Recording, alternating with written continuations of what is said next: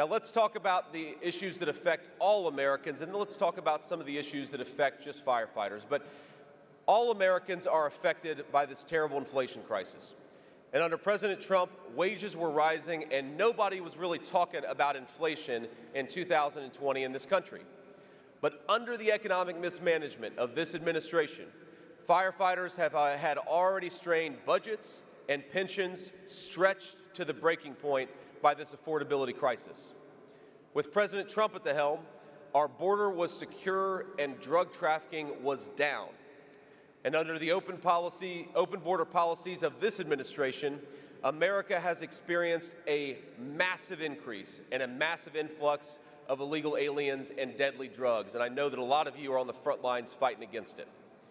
Enough fentanyl has poured into this country under Kamala Harris's leadership to kill every single American, man, woman, and child. And firefighters and EMTs every single day are fighting against this crisis. I know it because I've seen you in my communities, and I admire you for it. Now, when I visit a factory or some other place of business, I always ask the workers there, are you better off than you were 4 years ago? And the answer is almost always no. Now, I want to ask the firefighters in this room a slightly different but a related question. Are you administering less Narcan today than you were 4 years ago? My guess is that for almost every person in this room, the answer is unfortunately no, and that was a policy choice of the President administration. Now, you are so often the first to respond when someone is suffering an overdose.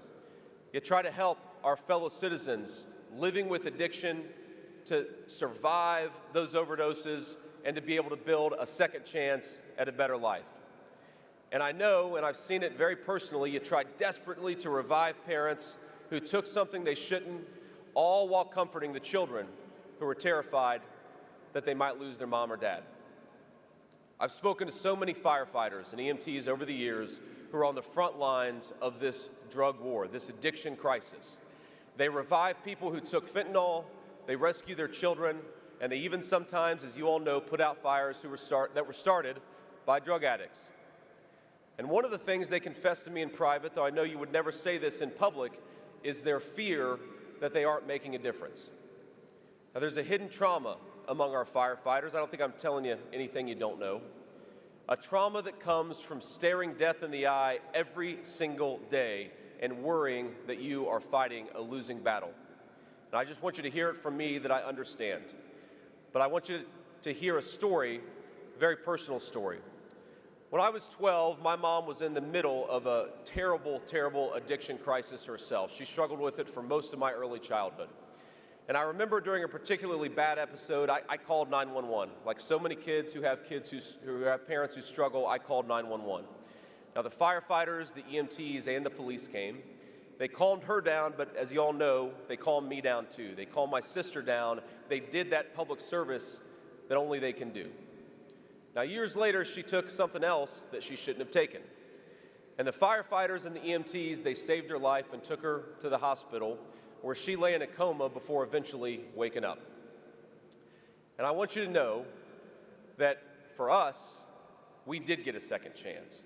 And so if you're ever worried that you're not making a difference, listen to this from the sad and tearful 12-year-old to a 40-year-old who's now asking to be your vice president. You do make a difference. You make a difference every single day, and I thank you for it.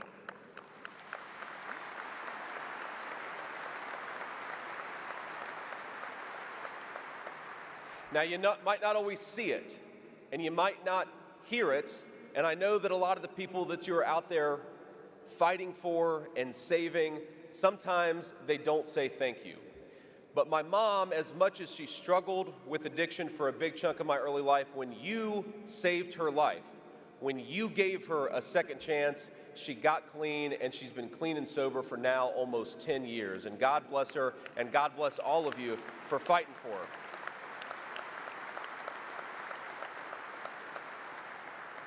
So believe it from me, believe it from a kid who's seen it with his very own eyes. You are making a difference.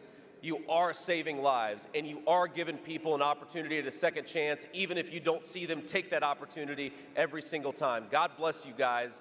I love you for it, and I'm so grateful for it. We wouldn't have the second chance with my mom without probably some of the people that are sitting in this room. Now, while overwhelming America's firefighters and EMTs, Kamala Harris's open border policy, it's also depleting our budgets.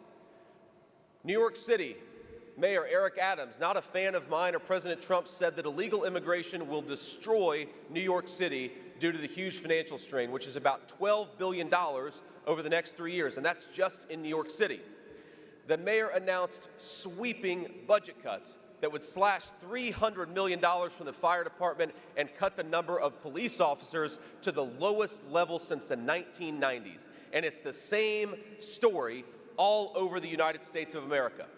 Illegal immigration cost Chicago taxpayers $361 million last year. Denver is shelling out $180 million. Washington, D.C. is paying $36 million. If we don't secure our border soon, my friends, our cities are going to have to cut vital police, fire, and emergency medical services to the bone. And it's you who's going to suffer, and it's the people you serve who are going to suffer. We shouldn't be forced to spend billions of dollars on people who aren't even supposed to be here. We should be spending that money on schools, police and fire departments, and our citizens. And under President Donald J. Trump's leadership, we will.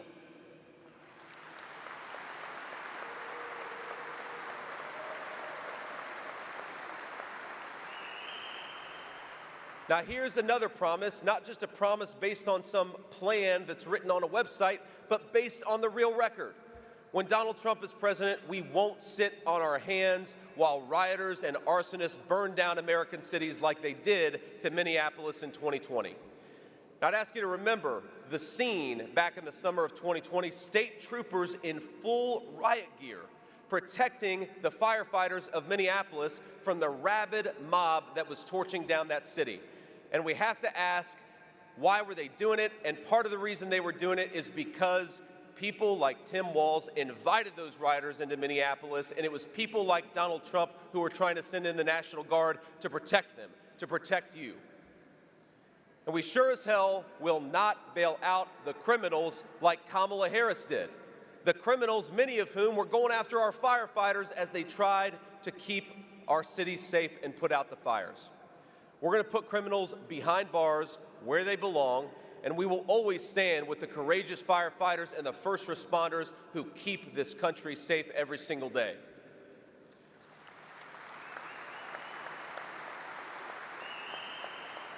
Now, President Trump and I are proud to be the most pro-worker Republican ticket in history, and I want to talk about why we're fighting for working people, why we're going to fight for unions and non-union alike. Now, our enemies and a lot of Democrats call us populists, like it's something of an insult. But if being a populist means being on the side of working people rather than the powerful elites who hollowed out our middle class and sent us into stupid foreign wars, then sign me up. I am a populist, and I'm proud of it. For decades, unions have given support to Democrat candidates without giving Republicans much consideration, and I'm not here to judge you or to blame you or to criticize you. I am here to tell you that it's a different world now. You may have noticed that Donald Trump is not exactly like Mitt Romney or some of the Republicans of the past. He is a different kind of Republican. And under his leadership, the Republican Party is the party of the American worker. Now just think about the Republican and Democrat conventions we just had. It says a lot who each party chose to put up on that stage. At the Republican convention, we were featuring everyday American workers, and of course, we had Hulk Hogan. And while it's tempting, and I'm sure it would make some big headlines, don't worry, everybody, I'm not going to try to take off my shirt here. But at the Democrat convention, it was a parade of celebrities and billionaires. It felt sometimes like every celebrity except for Hulk Hogan was at the Democratic National Convention. And I don't blame anybody for being famous or for making money, but you cannot be a champagne socialist who supports open borders and pretend that you're a friend of working men and women. It doesn't make an ounce of sense, my friends. It just doesn't. The most profound moment for me at either convention was the American hero who couldn't be there. And I think we're all united in celebrating and remembering Corey Comparatori, a great American, a great fire chief, a great husband, and a great father.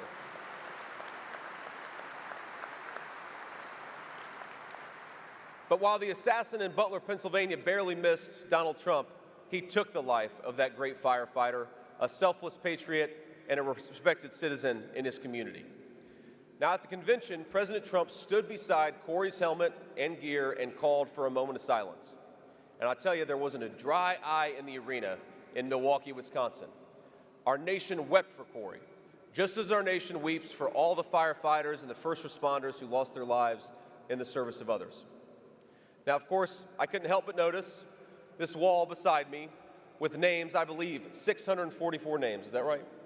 644 names of firefighters and emergency medical workers, proud IAFF members who have passed since your last convention. And I just want to tell you, seeing that wall breaks my heart, and it gives me a sense of renewed commitment to everything that you're doing. And I think just as it's fitting to remember the sacrifice of Corey Comparatori, we should also take a moment. Let's take a moment of silence and remember the 644 of your brothers and sisters who have passed.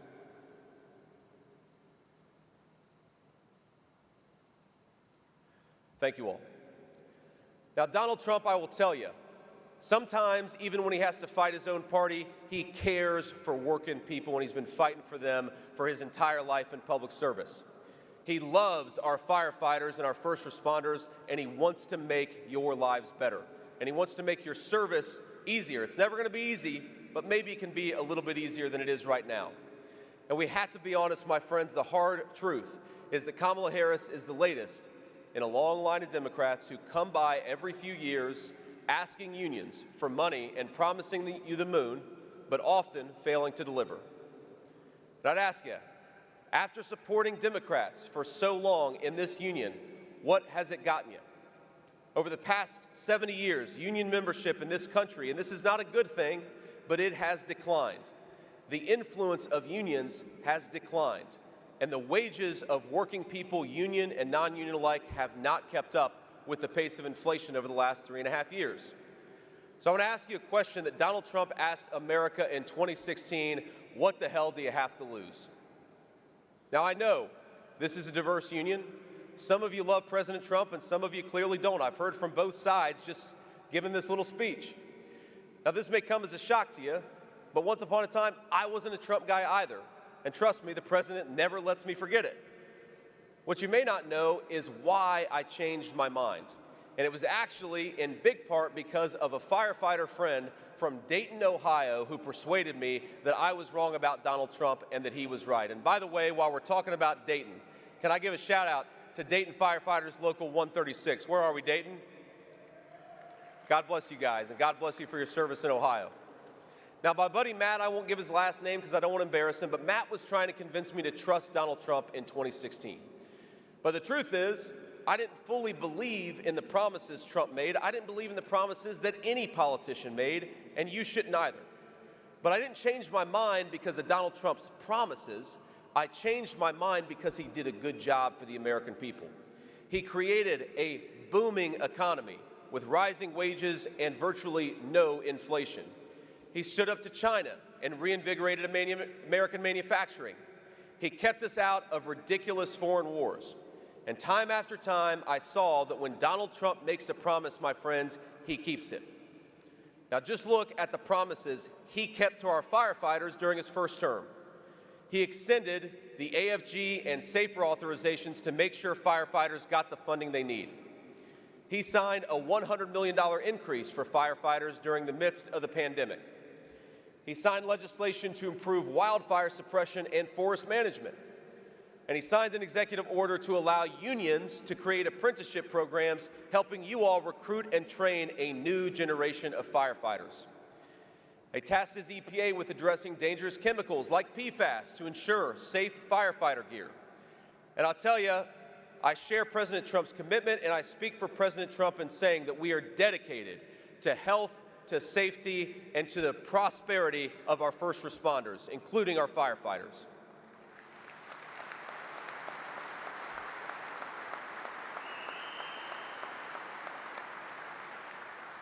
Now, a lot of Democrats want to attack Republicans as being anti-union, and sometimes the shoe fits, but not me and not Donald Trump. When I was in the Senate, I voted to pass the Fire Grants and Safety Act, which authorized hundreds of millions of dollars in grant funding to local firefighters.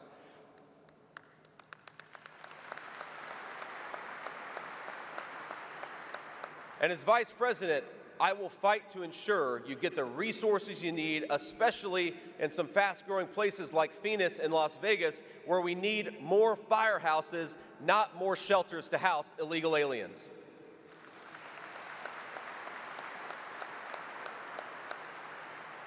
And after talking extensively with the local volunteer fire department that braved the hazmat to respond to the disastrous East Palestine train derailment, I was proud to work across the aisle to produce the Railway Safety Act. And our bipartisan bill increased funding for communities to prepare for hazardous material spills and mandated that first responders always be notified when hazardous materials are being transported on rail lines in their communities. It's just common sense. You got to tell people what you're bringing into their communities if you're bringing it in the first place. Now, you may remember a lot of businesses didn't like that bill, but the railway union supported it, and President Trump and I fought for it, and we're still fighting for it to this very day. Now, speaking of East Palestine, I learned in talking to the local fire department there that our firefighters experience higher rates of cancer. You all know this, of course. That's why I voted for a 5-year reauthorization to the Firefighter Cancer Registry last year, and I know when President Trump is elected, we're going to prioritize firefighter research and addressing the health risks that every single one of you take upon yourself to fight for our citizens every single day.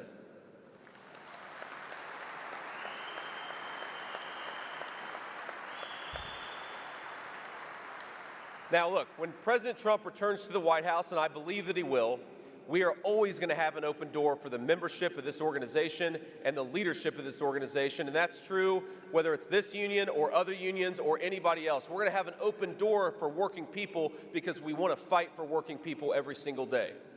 We will respect your right to engage in collective bargaining.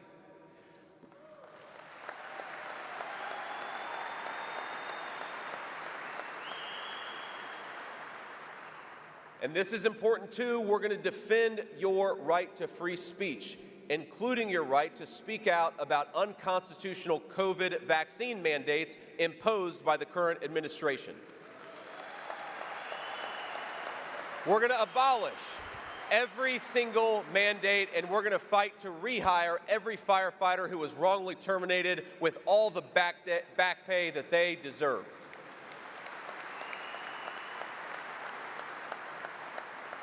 We're going to deliver the equipment and the funding, the support and respect you all need to do your job.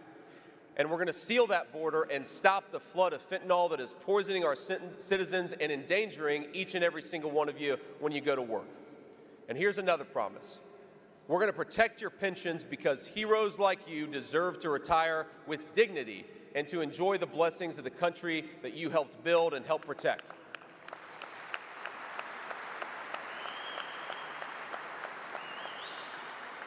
And it's not just words, it's not just promises that I'm making. I am actually a co-sponsor of the Social Security Fairness Act, and I'm proud of it.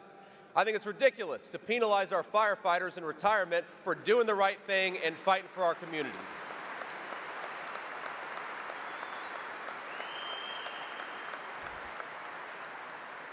Now look, I know you do a hard and dangerous job. You spend long hours away from your family. The work can leave physical and emotional scars, and I've seen it even in the firefighters that I know. Frankly, you don't get paid what you deserve. But you don't do it for fame, and you don't do it for fortune. You do it, and I know this, because you love your communities.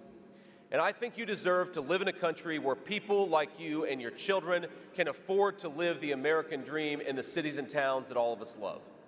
You deserve to live in a country where you can buy a home, put gas in your car, provide health care and education to your family, and put a nice meal on the table. A country where kids can walk safe streets, go to safe schools, and have the freedom to just be kids. A country where if you work hard and play by the rules, you can live a good life. Now, these aren't Democrat or Republican principles, but they are the principles that President Trump and I are fighting for on this campaign, and we're going to fight for it every single day in the White House. And that's why I want to ask you humbly for your support. President Trump and I want exactly what you want: more jobs, rising wages, a secure border, safe streets, and an affordable country where every child and every family can achieve their dreams. Now, he delivered that during his first 4 years as president. He changed my mind, and he won my vote. And for the skeptics still out there, I hope he has changed your minds too. But I'll tell you, whatever your politics and whatever your preferences, I make this solemn promise: whether you support us or not, whether you ultimately endorse us or not, President Trump and I believe in our firefighters, we believe in our first responders, and we will never stop fighting for you.